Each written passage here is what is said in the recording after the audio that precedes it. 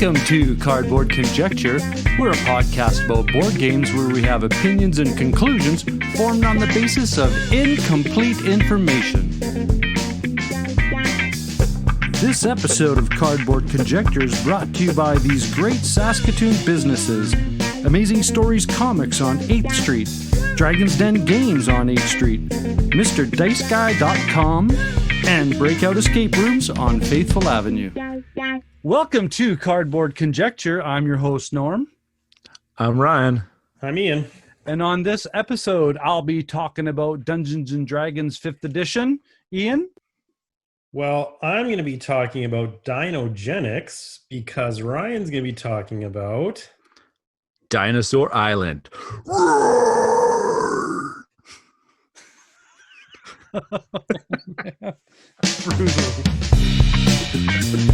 Cardboard Conjecture is proudly sponsored by Amazing Stories Comics on 8th Street in Saskatoon. They are the winner of the Joe Shuster Award for Best Comic Book Store in Canada, and they were also nominated in 2016 for the U.S. Eisner Spirit of Comics Retailer Award presented at Comic-Con. Amazing Stories' amazing collection of comic books, board games, puzzles, and collectibles can be found in their store or on their new online website. Welcome back. This is Cardboard Conjecture, and we are into playing, thinking, doing board games. I'm going to start us off because mine really isn't board games, but kind of board game junkie connected. If anybody knows me at all or doesn't know me at all, good for you, first of all. But I love me some woodworking and I love me some carving. I'm designing and building birdhouse dice towers for Wingspan because I caved and I bought a copy. I need one of these. I don't even know what they look like, and I want one. So yeah, make it out of oak, and I'm trying to do a nice little kind of vintagey looking birdhouse and have that be the dice tower. Why? Because I have this extra oak kicking around in my shop. So that's one of the things I'm doing. Another one is I mentioned just the idea of it, and Ryan just started frothing, but because I have just a cheap old cardboard box holding my Hero Realms collection, I said, oh, I should make a wooden box and just carve Hero Realms on the top. And then you went, I want one right now. I want one. I'm offended that you called that cardboard box that I gave you cheap. Was it under $20? We're close. Okay, sorry. I recant my statement. So the last thing that I in my cluttered carpenter's table is I'm designing dice trays for D&D with a cribbage style pegboard system that tracks spells and hit points and so on and so forth. So haven't really been playing many games, but I have been deep into stuff that is Zen for me, that is related to board games. So I'm pretty sure that people in our board game community will see and have access to some of these Wingspan birdhouse dice towers that I'll be. You could set up shop at the game store and probably sell at least a dozen of them. That's what I'm afraid of. I just don't want to do something that all of a sudden I've got a list of 14 customers going, okay, I want mine yesterday. You're gonna set up your Etsy store? My little Etsy shop. Yeah. So my plain thinking and doing is pretty short and sweet. Just board game, woodworking stuff. Who wants next? I'll go next. A game that I've been playing is one of my newer games, and that's Dune, which of course is a really old game. Yeah. And just got a new re-release. Finally, after years of legal mumbo jumbo, they finally got the chance to release Dune again. And this is a very interesting game, you guys. It is wild. It's like Cosmic Encounter, because these are the Cosmic Encounter designers that made this. It's like if you threw Cosmic Encounter with a game like Diplomacy or Game of Thrones. Yep. And so it's got the wildness of that with the strict war game aspect of the other ones. And so I will just say that the first game we played that night of Dune, I lost in the second turn of the game. So that's the kind of game we're talking about. Which can here. totally happen. If you are not paying attention, it can happen. And it did in this case. And so we had a lot of time to play a second game. And so we played a second game.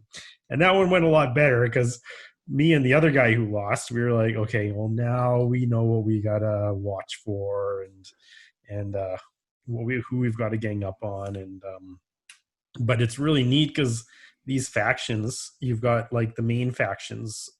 For those who know the Dune world, you've got like the Fremen, who are the desert people, the Harkonnens, who are the villains, the Atreides, who are kind of the main family that you follow. And they've all got very different abilities. I wouldn't say it's like root level different, but it's close. Like the way that you play is going to be very different depending on who you are. The problem is that the guy who at the table who was the most pacifist out of all of us was the Harkonnens, who were like the big bad villains who should be aggressive, very aggressive. And he just didn't want to be aggressive. And so that wasn't matched up very well. So it's a pretty swingy game. You got to be careful for that. But I think just the way that the powers can interact is going to be very interesting. I will say, I think, because we played it 3 players, I think it will be vastly better with 4 or more players. Absolutely. I'm getting that sense. Have you played it, Norm? I've played the original game. I remember when back in high school that a buddy of mine got the game. We were both into the novels. And so, yeah, oh man, I remember we played this nonstop for a year. It's one of those games. I mean, you hit it right on the bell. It's one of those games that you have to play it at full count, because if you don't play it at full count, then the game's not running. It's like having an engine and you're not like pushing the pedal down, right? You got to run it on all cylinders, or this engine just doesn't fire up properly. And I mean, it was the original version. It was diabolical back in the day, and it like you said, it holds true to today. It's a fight and a half, man. Absolutely. Oh, yeah.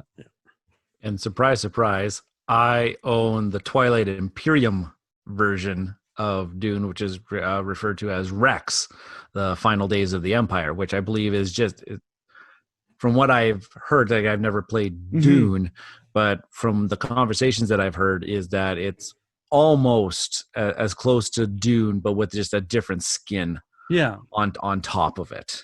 Yeah, and it's just because they couldn't get the licensing. They could do the game, but they couldn't get the license, so that's why. And it works from the same world of Twilight Imperium, because you've got these warring factions of races in this world and everything like that. So I think from what I can tell, because I've never read the Dune novels, and it was a very appropriate universe to set the game. Yeah. Yeah, I have both, and I did. I looked at the comparisons, and it's just a reskinning. And I think as far as the rule set goes, with the Rex rule set, they had a more streamlined rule set comparatively to the Dune, because the Dune, Ian, you've probably seen all the variants in the back with you could play this version or add this version, and in Rex, they looked at the entirety of these rule sets and went, how can we make this functional but not as complicated as the original? So, yeah, and they're both phenomenal games. Absolutely. But I'm really eager to play it with at least 4 players. Count me in.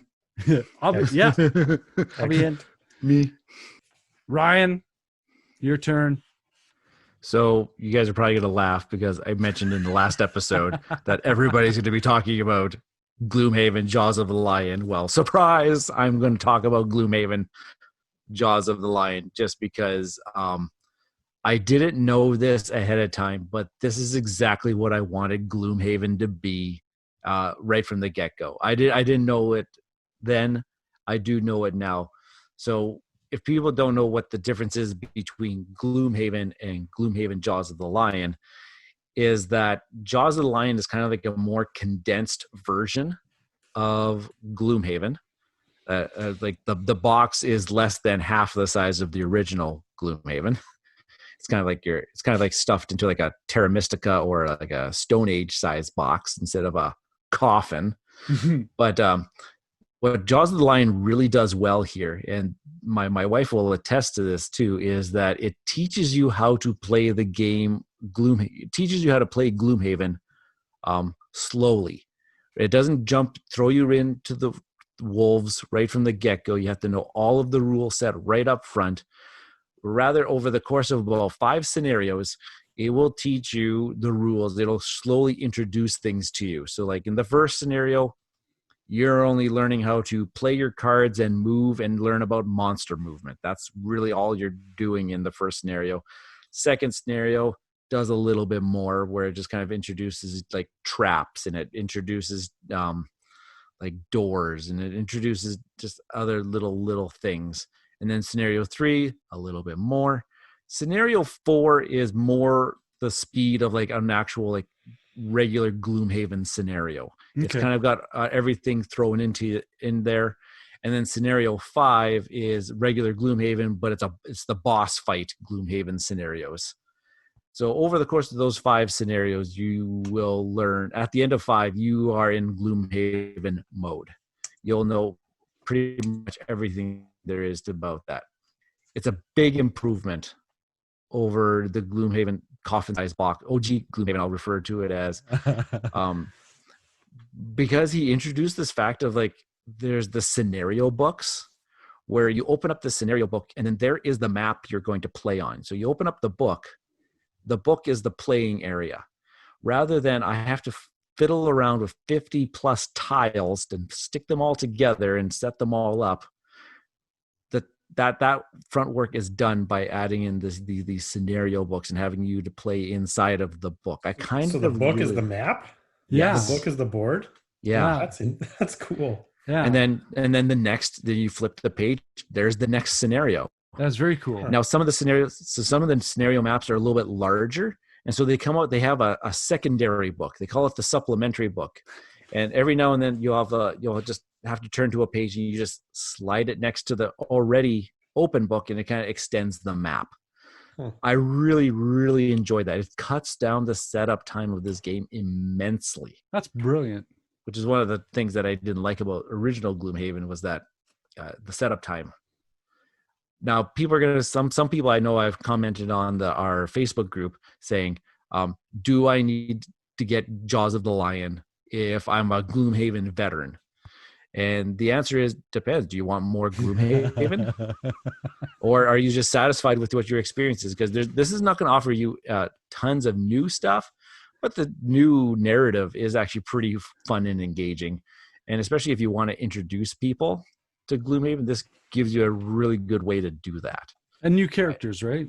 You get 4 new characters, and you can play these characters in original Gloomhaven as well. Cool.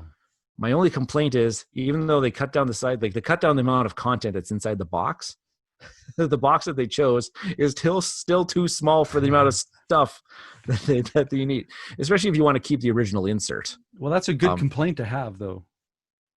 Yeah, so they still kept the original Gloomhaven experience of you have too much stuff to put back in the box.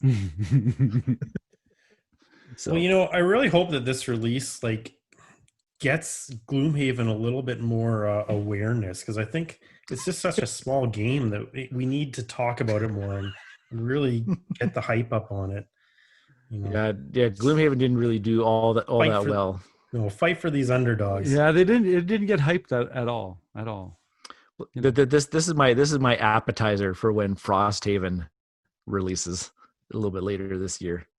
Oh, you're going to shut down pretty quick here. Cool.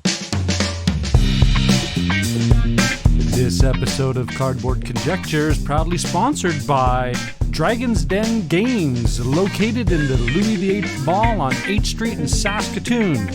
Swing by Dragons Den Games and let Darren, Al, and the awesome staff help you out in search for great board games, role-playing games, miniature systems, and all of the related accessories. Be a part of their gaming communities that have scheduled events in their great gaming area. Dragons Den Games, Louis VIII Mall on 8th Street in Saskatoon. And we are back. We are going to proceed to the review section and The reviews. And considering the fact that it's reptile time, we've got a couple dino reviews. I'm going to start it off because my dinosaur is the oldest. It's a dragon, people. So I'm going to start us off with the Dungeons and Dragons. It's also made up. So Dungeons and Dragons 5th edition starter kit is what I'm going to talk about. It's not really this is the weird part. It's not really a game review. It's the review of a kit of a game. So let's get to the game details. I'm going to quickly give you the bullet point history of Dungeons & Dragons. It is a fantasy tabletop role-playing game originally designed by Gary Gygax and Dave Arneson, published in 1974, Tactical Studios, which is TSR. The game was published. The game has been published by Wizards of the Coast since 1997, derived from a miniatures war game of 1971 called Chainmail, serving as the initial rule system. So something's got to come from somewhere. So that's where it came from. Now, accelerate to, I believe 2016 is when designers Richard Baker, Bruce Cordell, and Jeremy Crawford spearheaded the release of the starter kit for the new 5th edition system of Dungeons and Dragons. And their system, they use the D20, and we'll talk about that right away. So let's talk about it now.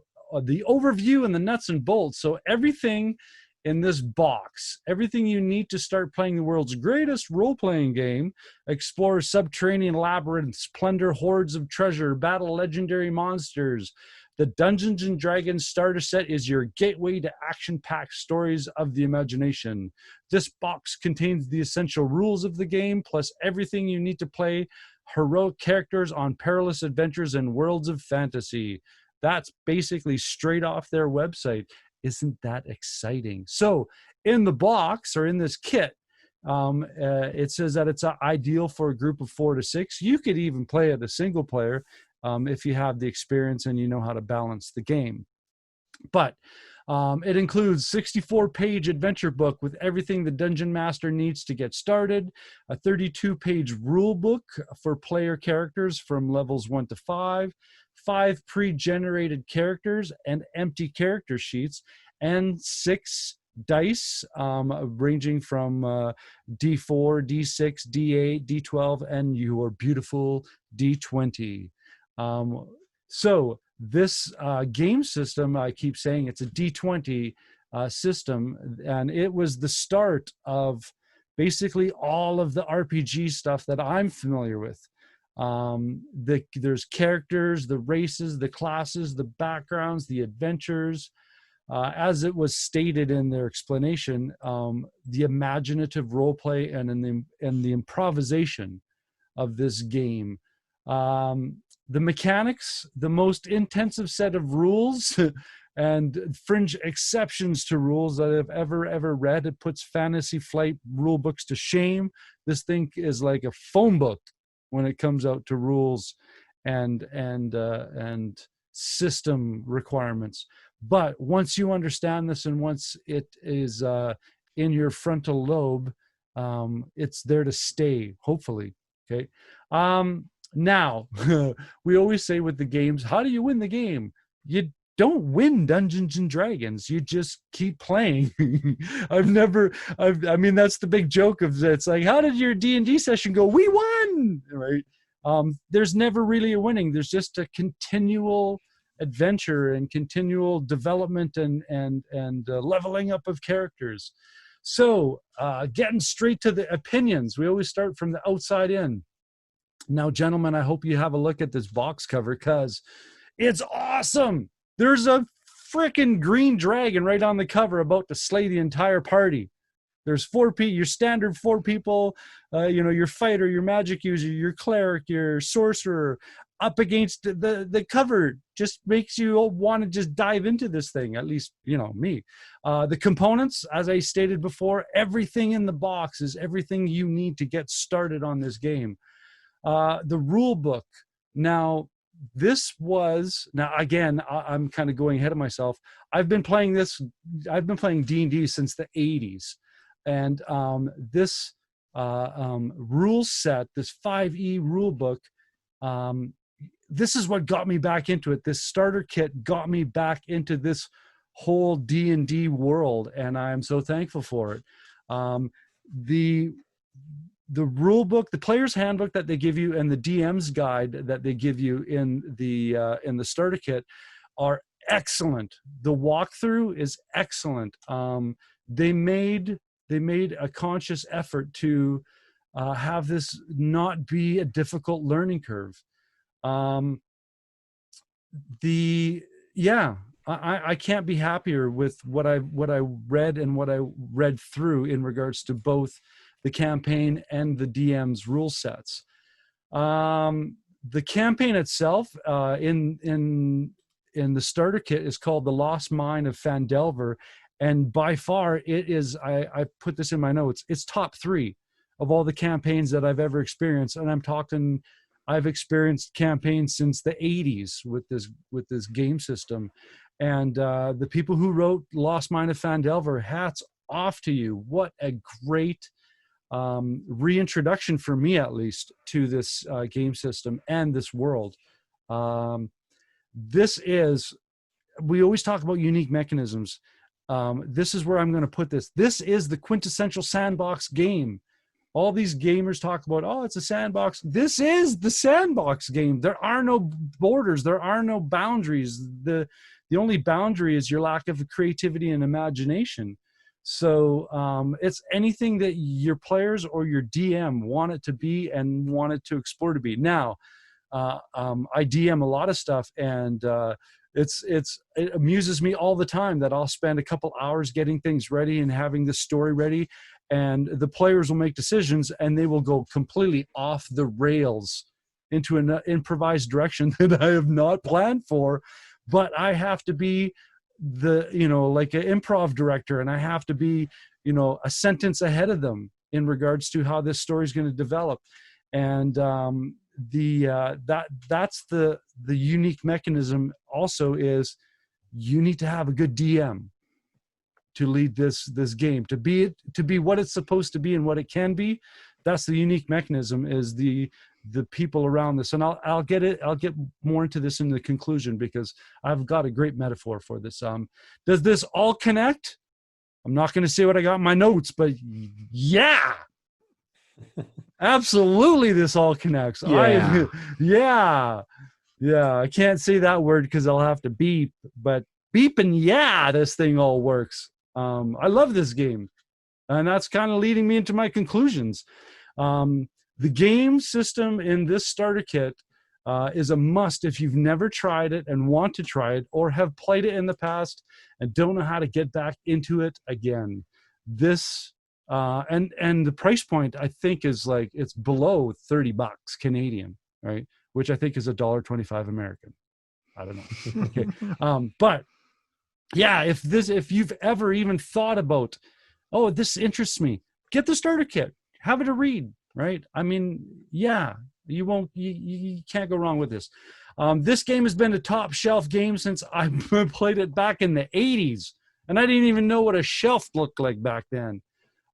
Huge footnote, right? Here's the conclusion. Kids don't know what shelves look like. Yeah, they don't know what shelves look like. When I was your age, I walked up a shelf back and forth to school. So my huge footnote for this, and this is like boldface, it's like a musician finding the right group of people to play in a band with, right? A good D&D group is much the same thing. Once you find a group of people that clicks and gels together, you'll never experience a more memorable gaming event, right? And on my last little footnote here is I can still tell you stories of events that happened in game sessions from 25 years ago as though they happened last night, just because the narrative and the experience and the engagement and the commitment to what's going on, the anxiety and the stress of okay, this is what I want to do, and boy oh boy, I've mitigated all the statistical data for this dice roll to happen. And even when it tanks, even when you're like me, when you roll a 1 critical fail on a regular basis, the story is just so much fun because of that idea of having that the band, man, the band's back together, right? So for me, the D&D 5th edition starter kit, yes. I cannot encourage you more to go and have fun with this. Cool. Gentlemen, have I convinced you? Well, I played a little bit of D&D way back, probably early university. So we're talking like 20 years ago now. No, I remember enjoying having a few sessions here and there. I want to bring back old Raugor back into play. And I think, isn't this the Ameritrash that the word is based on? Because it is that whole trashy roll the dice and go randomness and probably. Yeah. So cool. That's my dinosaur input for the day. A green dragon.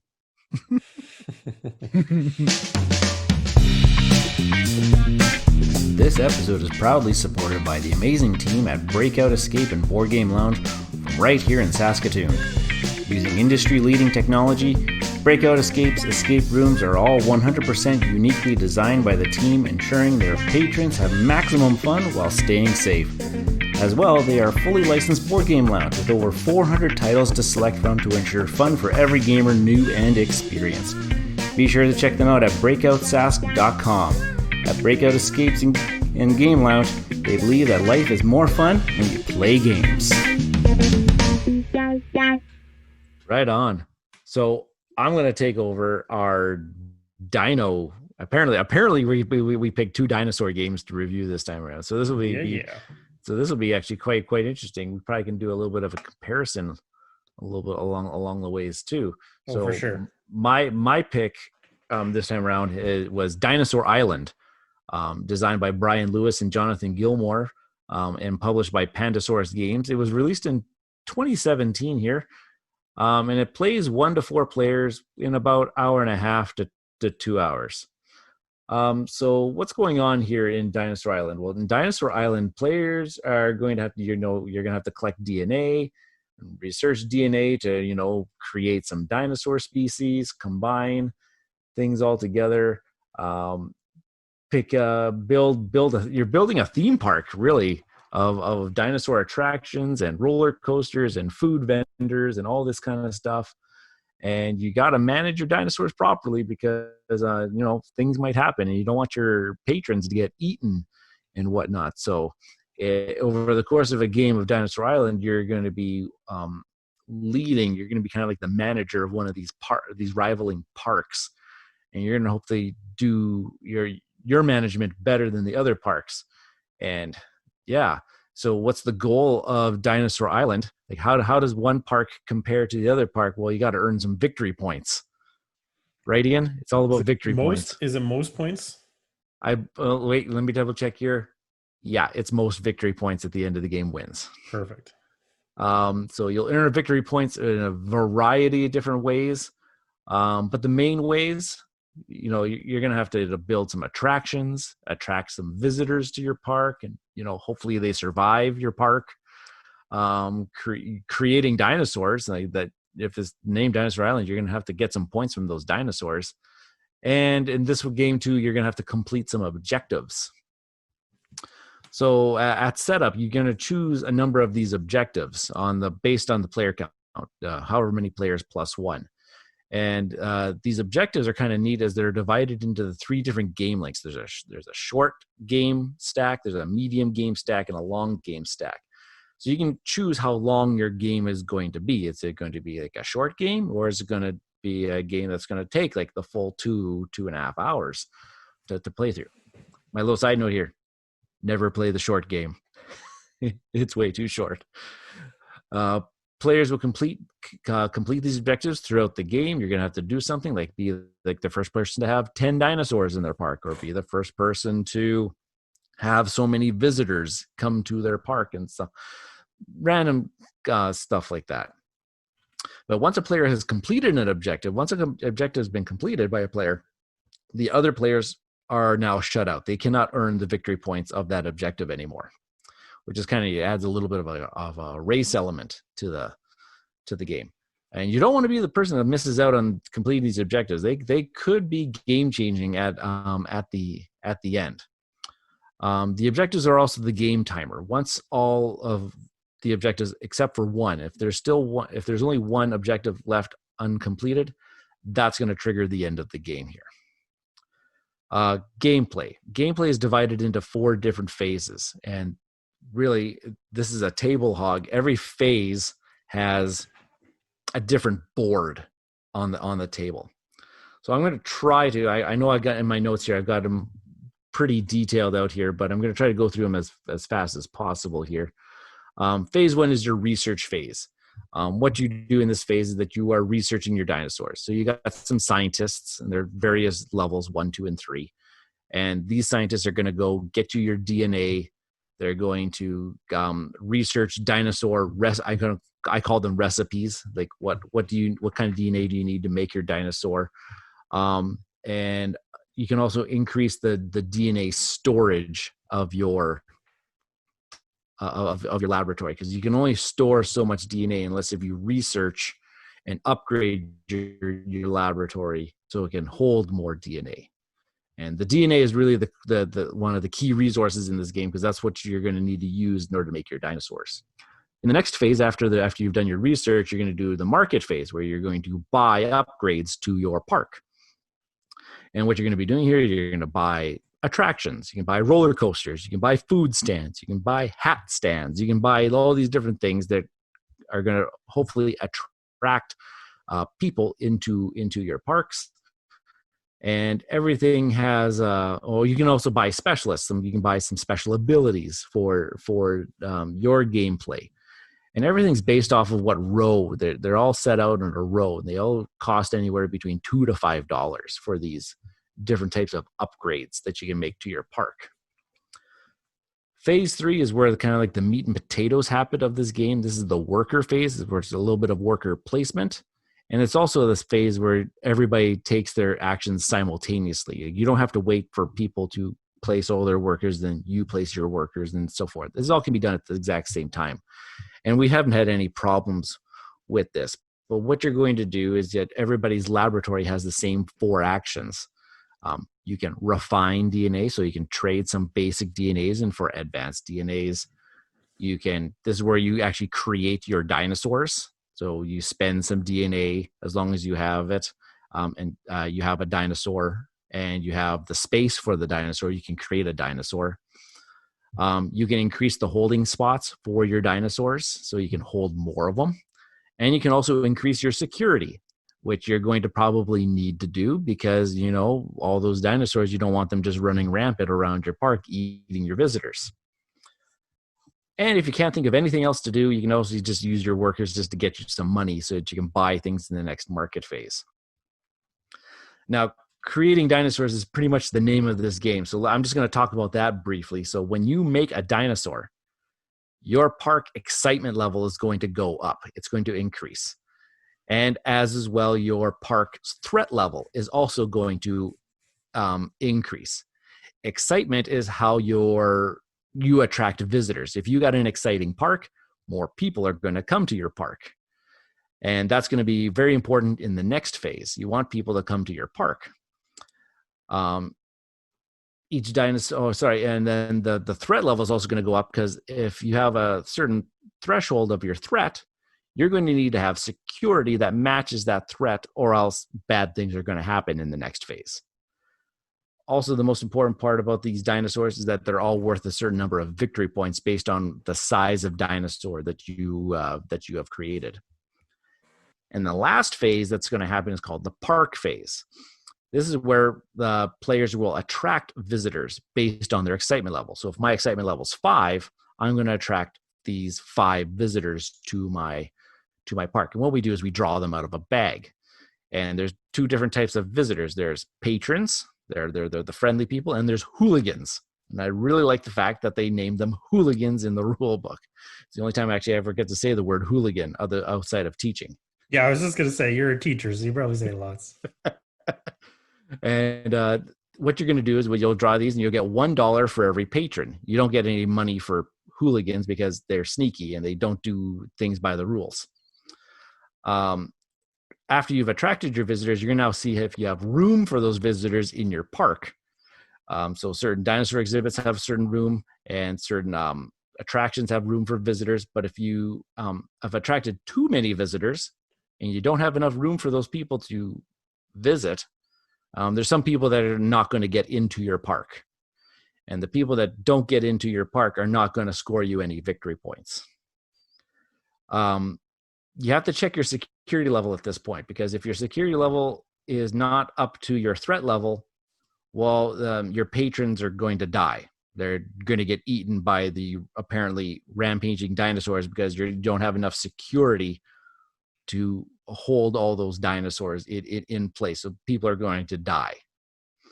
And every person that dies as a result of this, you're going to lose a victory point for every person that dies this way. Where am I here? So then anybody survives, you're going to score points for any people that do survive and such that. And after this, you're going to be some round cleanup, and then you're going to wash, rinse, and repeat over again. With the turn order changing based on if you're last place in victory points, you're going to get to go first in turn order for the next round. Okay. And you're going to do that until one of those to the end game triggers of the all but one objective has been completed type thing. Okay, opinions. Your box is your standard Ticket to Ride size box. I'm just going to leave it at that. Fits nicely on my shelf with all my other Ticket to Ride size boxes on my shelf. The art here is very 80s retro, psychedelic, vibrant neon colors. I'm just going to remind Ian here of the can you? Well, I remember. Nope. You remember it. I can see what they were going for in this art direction, but it really doesn't do it for me. It's fun. It's a color palette that, it doesn't get used very often in these family style strategy games.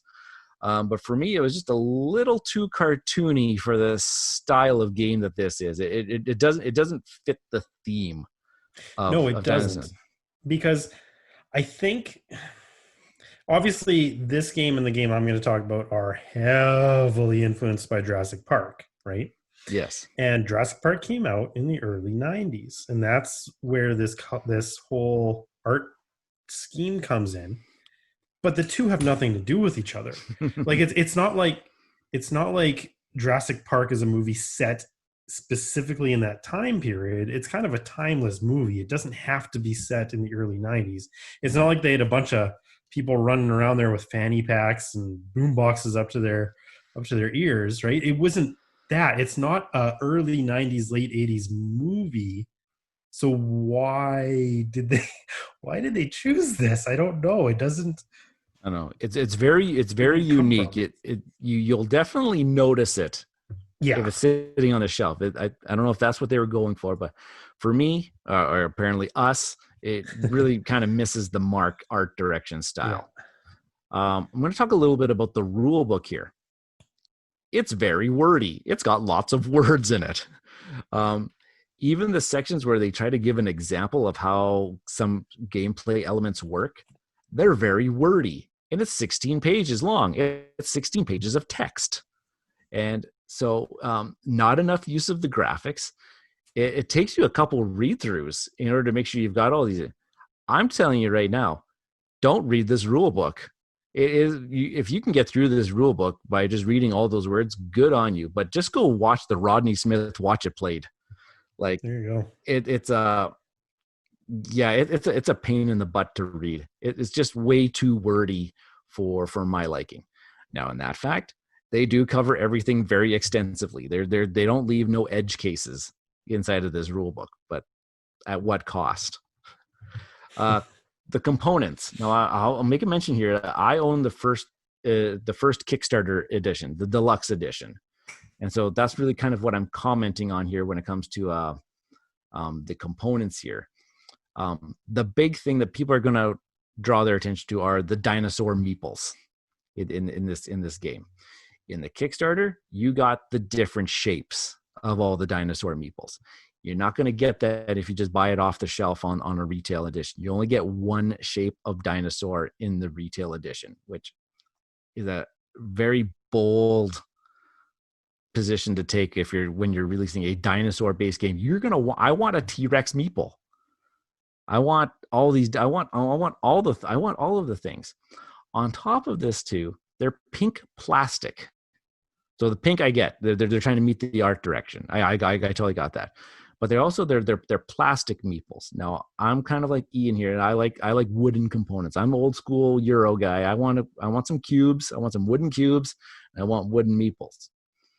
I don't know if this was a cost thing. Now I know they explained it in one of their Kickstarter updates, and I can't find that update for the life of me. I probably deleted it because this was already like 3 years ago old. It's probably some sort of costing, because I remember Jamie Stegmaier talking about Pendulum and why he chose to use plastic components for Pendulum instead of the instead of wooden components. It's a cost thing. This game is a table hog. I mentioned that before. You have a research board for phase 1. There's a market board for phase 2. And for that market board, you also need to line up cards and tiles and everything beside it. On top of that, every player at the table also has a laboratory board and a park board. There's a board for everything in this game. It takes up a tremendous amount of space, even at 2 players. And I don't know, that might be off-putting because looks very, very daunting to some people when you just kind of first look at it and you see all of this stuff everywhere. The original deluxe edition came with these metal coins, and this was a big complaint because I like metal coins in my deluxeified upgraded games, but these things are absolutely massive. Do you remember this, Ian? These metal coins? They are single-handedly the largest and heaviest metal coins I've ever seen and owned. Like they're like those old school Pog Slammers sized metal coins, and I don't know. They're bulky and they're heavy. This was fixed though in the second Kickstarter though. They made them thinner and lighter. I saw that. This box is packed full of stuff. I've got it all kind of neatly organized. It's packed full. It's heavy too. It's very heavy. Well, half the weight is those freaking metal coins. Yeah. One thing I haven't mentioned yet are these plot twist cards, and that's where the variability of this game comes in. There's 14 plot twists, and you only ever just use 2 in every game. The math people, that's 91 combinations. And they change some sort of the ways the players do things during various phases in the game. They maybe even add some new things to the game. If it wasn't for these plot twist cards, each game of Dinosaur Island would feel very much the same.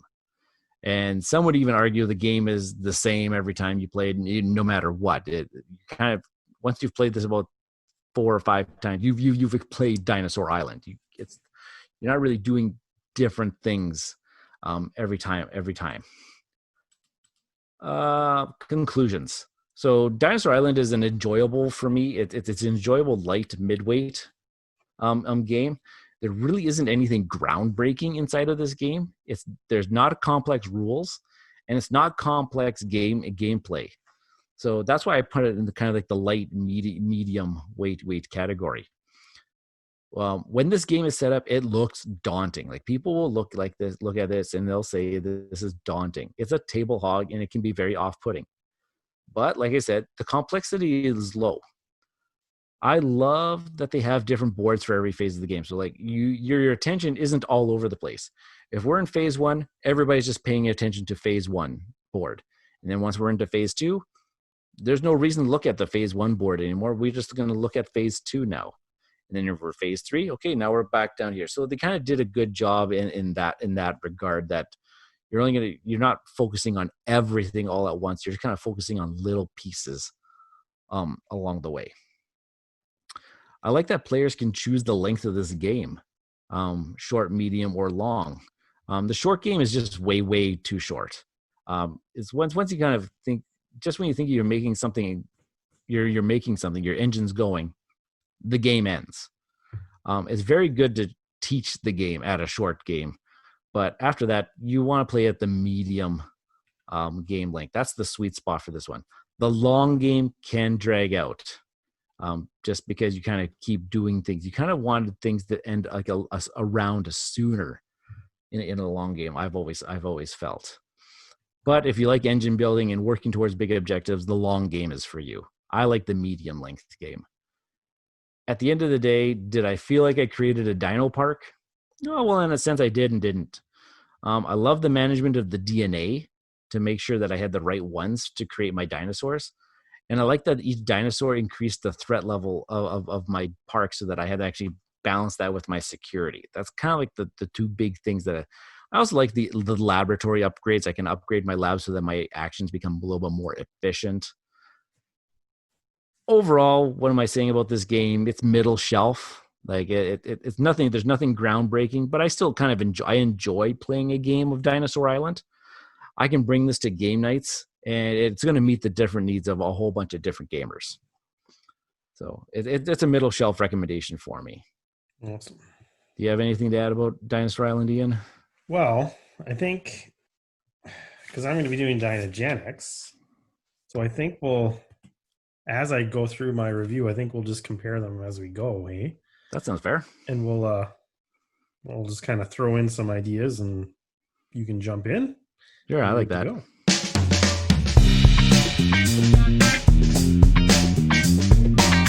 This episode is proudly supported by Mr. Dice Guy online board game retailer located right here in Saskatoon.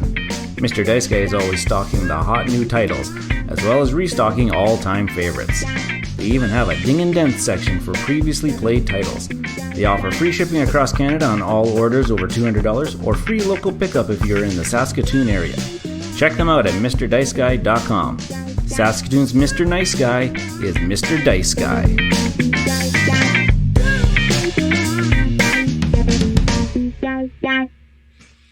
Okay, so Dinosaur Island came out in 2017, you said? Yes. Okay. Dinogenics just came out last year, like January of 2019, I think. But from my recollection, they were both in production at the same time. Their Kickstarters ran very close together. Right. Their original Kickstarters ran close together. I actually heard about Dinogenics before I heard about Dinosaur Island. Dinogenics is from a company called Ninth Haven Games. And the designer is Richard Keane. It plays up to 5 players. And it's about 90 minutes, I would say, is a good average for the game. And in the game, just like in Dinosaur Island, you're building a dinosaur park. A lot of the main idea, the main concept is very similar between these two games. It essentially is. This is Jurassic Park, the game. Jurassic Park is probably my favorite movie of all time. I love it. It's one of those movies where I feel like it was made just for me. Mm-hmm. But I know that that's a movie that many people feel that way about, right? And so I have a very strong affinity towards this theme just because when I was a kid, I was dinosaur crazy, as many are, I'm sure. And Jurassic Park was like a absolute landmark movie for me. Like, I can't even express how much that movie meant to me. So, saying that, this is actually the only new game Kickstarter I've ever kickstarted. The only other game I kickstarted was the Suburbia Special Edition that came out. But as far as brand new games, this is the only one I've kickstarted. I think you've done a couple more, right, Ryan? Let me do the math here. I'll get back to you on that one. Yeah. So that should tell you how excited I was about this game. When I heard about that and I heard about Dinosaur Island, and I kind of looked at the two, and I decided to go with this one. And so we'll compare them as we go through. In this game, you are basically creating dinosaurs from DNA, and you're building pens that are going to hold them in.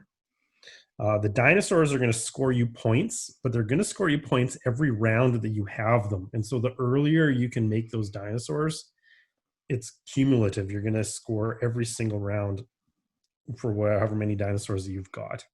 And of course, there's other ways to score as well, like buildings you build and all of that. But the dinosaurs is your main point gainer. So in the game, you are collecting cards to get your DNA, and it's very Ticket to Ride style. So you have to collect a certain number of cards to get a T-Rex or to get a Brontosaurus. The number of cards is going to be different for every animal, but that's basically what you're doing. Now in Dinosaur Island, there's a whole dice mechanic to this, and like a track thing, and that's definitely more involved than it is in Dinogenics.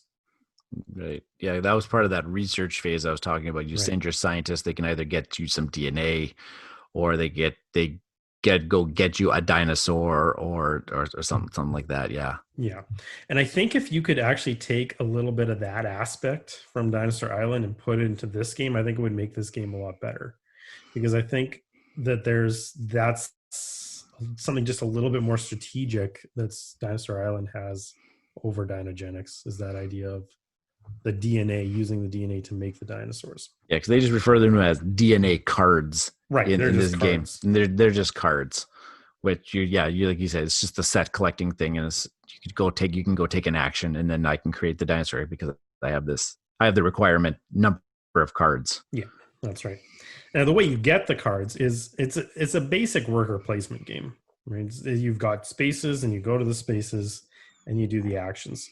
There's a few different ways you can get cards. Like you can just randomly draw 2 cards, or there's a whole market thing that you can buy cards or sell cards to.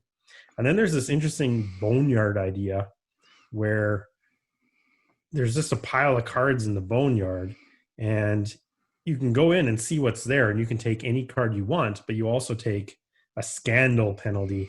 But I like that idea that you can go and pick any card you want, but it's going to cost you. I will say, though, that the digging through the cards is kind of like, you're digging up dinosaur bones, and you're going to get the DNA from these dinosaur bones. And so even though it is just getting a hand of cards, is a kind of a thematic connection there. Okay. The box art and design, we kind of already talked about Dinosaur Island, because you can definitely compare Dinosaur Island and Dinogenics, because that's kind of where a big difference is in the concept design of the two. So yeah, Ryan and I have already talked about that. I don't understand where that 80s, 90s aesthetic comes from, and I don't know how it meshes with the idea of dinosaurs. This one is just more of a straightforward, here are the dinosaurs. It's got a bit of a darker color palette to it. I think that could be lightened up a little bit more. Like it's almost a little too static. Like the box is basically a giant T-Rex in a pen. I think maybe just a little bit of a lighter color palette might make it a little better, but I'm really nitpicking there. It's like the art and the cards and everything is really good. Yeah, I like that too. The art in Dinogenics is, like I'm going to get a picture of a pterodactyl. I'm going to get a picture of a brontosaurus. But I agree with you. It had the artwork had a very darker undertone. It's a little colder. It was that's exactly how I want to put it. It's cold. Yeah. It's like it wasn't exciting, It doesn't draw me, but it's kind of like Drew. Like, are we like just like mad scientists? And this is like the darkness that's inside our minds creating these parks. Yeah. But yeah. Yeah, I think it could be warmed up a little bit more, but that's okay. The components, you've got these cool recessed player boards, and I really like these. So they've got little spots for your fences to go in. You've got like a park side to it, and then you've got kind of like the town amusement park side to it. And it looks great because it looks like here is your island, right? You've got little coastlines along the edges. You've even got a parking lot along one edge, and you can put all your tiles down and your fences down there. I really like those individual player boards. It really kind of brings everything to life. The dinosaur meeples are great. So Ryan said that he prefers wooden components to plastic. I am absolutely with you on that, Ryan. The wooden dinosaurs here are, I love them, right? I love them. So those dinosaur meeples are worth it. Yeah. Those are definitely worth it. You've got all the classics. You've got the dinosaurs that you knew from your childhood, knowing. So the T-Rex is here, the Triceratops, the Brontosaurus, the Raptors, pterodactyls. It's got the big hitters, right? We actually remember a couple episodes ago we talked about Marvel Champions. And we were saying, how is the Hulk not in the main box? Because he's like a big hitter. This is kind of these are the big hitters of the dinosaur world. These are the dinosaurs you know. So they're all wooden. They're even different shades of green, or what would you call that? A brown. All the carnivores are like a brown color. All the herbivores are a green color. And then you've got the mutants, which are kind of in between. And so they're gray. They're their own thing. But they're fantastic. Whereas Dinosaur Island has the plastic meeples. And if you didn't get, what is it, the Kickstarter, did you say? If you didn't get the Kickstarter. If you didn't get the Kickstarter, you only just got one shape. You got a Triceratops shaped dinosaur. So it's weird. It's weird because I'm like, in my park, I have pterodactyls, but they're represented on my player board with a Triceratops. It's absurd. So Norm, if you were to get a dinosaur game, you would want a T-Rex meeple in that dinosaur box, would you not? Yeah, I need to have a heavy hitter. Right. Yeah, you got to have those. Yeah, you can't give me the lineup without including the lineup. Yeah, I agree with you. So, good art in the cards. The components are great. The theme is really the game's strength. So when we talk about mechanics, it's really nothing new, right? The theme is the star here. There's no real outstanding mechanic. The worker placement is on them all on the main board. And you go here to buy buildings, and you go here to build fences. You go here to get DNA cards. That's pretty standard. You need to be able to build pens for your dinosaurs, and oddly enough, that's very similar to Agricola, right? So you have to build your fences, pen them in, except you've got raptors instead of cows. So there you go. And your cows don't eat your children. Yes, that's right. Yeah. You're collecting cards isn't anything new. It's just Ticket to Ride style. You've got a card market that goes left to right and pushes the others out. We've seen that a lot before. It has event cards, which again we see lots of, right? Here's the event for this turn. This is what's going to be different with this turn, and so on. I think a lot of games like to do that with expansions, but anyway. So it's all kind of cobbled together. What I really like, though, are the rampages, right, Ryan? So the one cool thing that this does, and I'm going to compare this to Dinosaur Island again. So Dinosaur Island, Ryan talked about the security level. So when you get a dinosaur, your security level has to raise, right? Because you have a threat level. Mm-hmm. But that feels pretty abstracted in Dinosaur Island, right? It's just kind of a different track. Yeah, I make a dinosaur. The threat level now, because of the type of dinosaur I made, goes up 2. So now I have to make sure that my security level also goes up by 2 points so that my dinosaurs don't eat my patrons. Right. Yeah, it's very, because Dinosaur Island is very like it's an abstracted Euro-based game in that regard.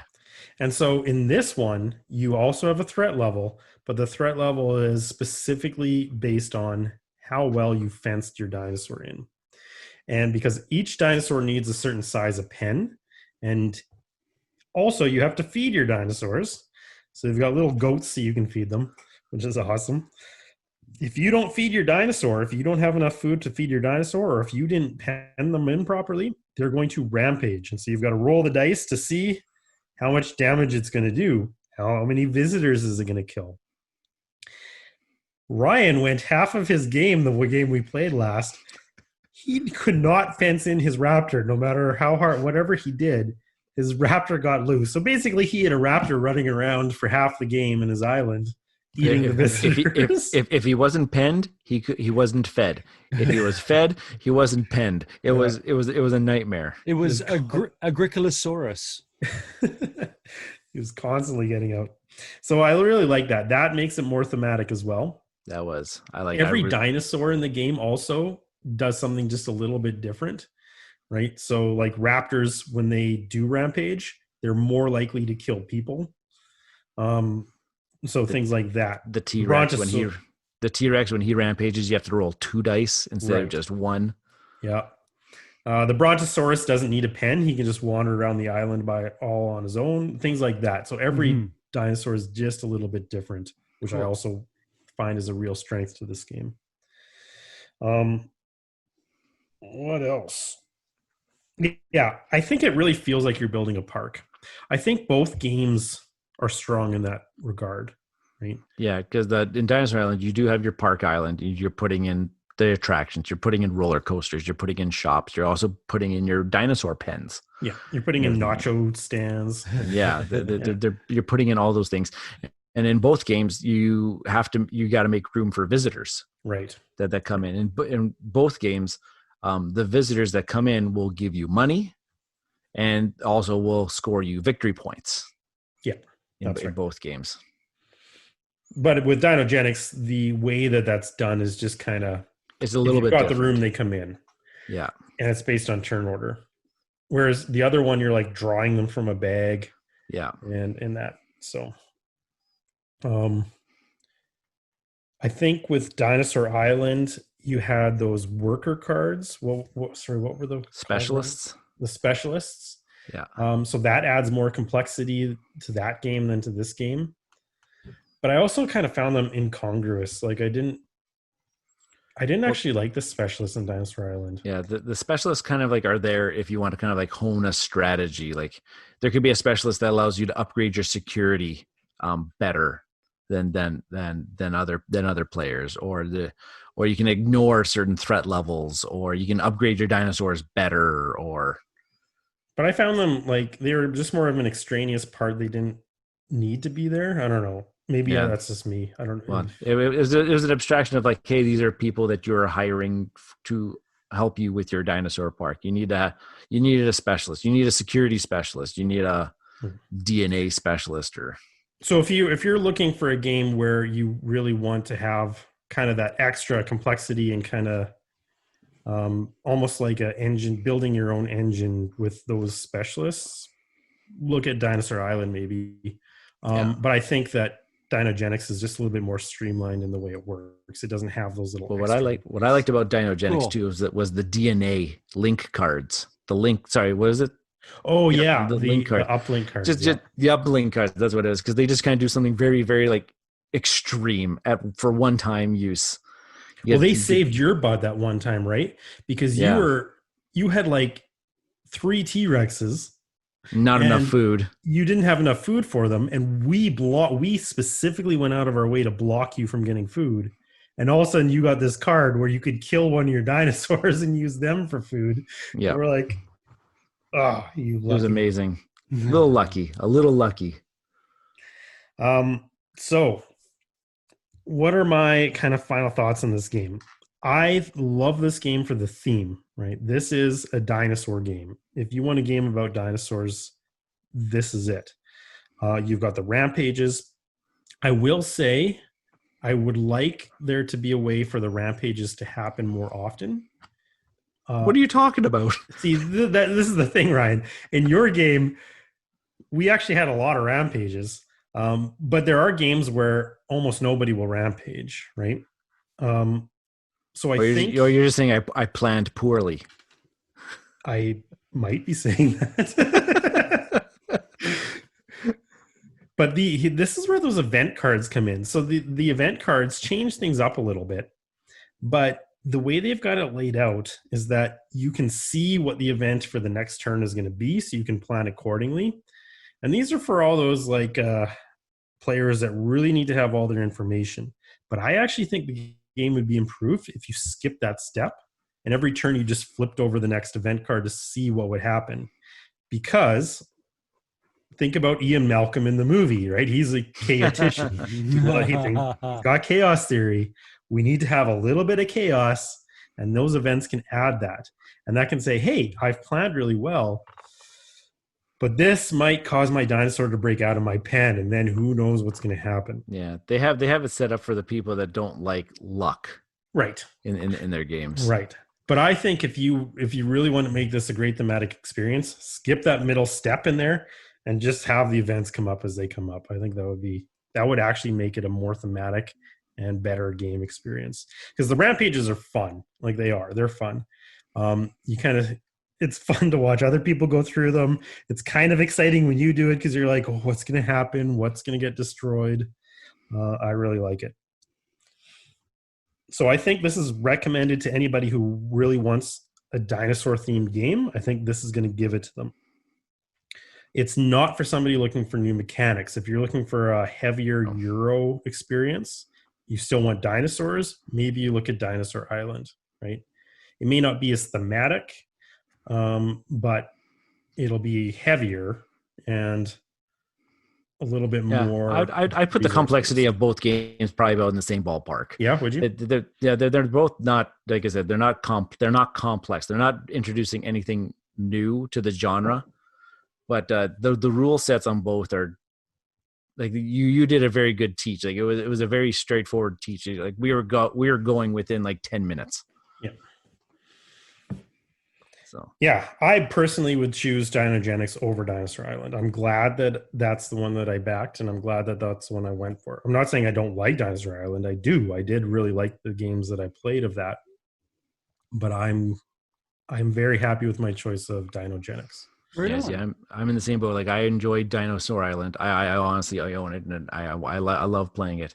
After playing Dinogenics, I really enjoyed it. I kind of wish that I had backed that one, but at the same time, Dinosaur Island is still great. It's still a great Euro based game with a dinosaur theme and funky art. Right. So are we at that phase where you put that thing on a shelf? Oh geez.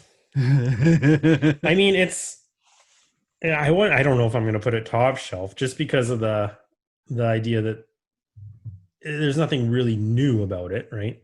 Yeah. It's a middle shelf, but it's like a high middle. Can I say high middle? It's a high middle shelf. Yes. Yeah. It's definitely never going on the bottom. An elite middle shelf? There you go. Yeah. All right. That's what we'll say. Cool.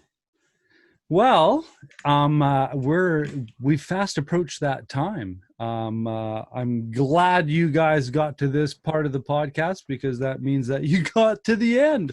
Woohoo! Woo! I'm your host, Norm. I'm Ryan. I'm Ian.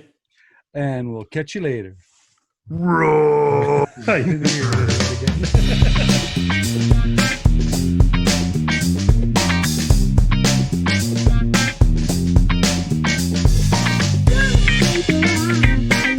We are Bridge City Board Gamers, and you can find us on Twitter at BC Board Gamers, on Facebook, Bridge City Board Gamer Community, and on YouTube at Bridge City Board Gamers. You can also find us on BGG Guild number 3039.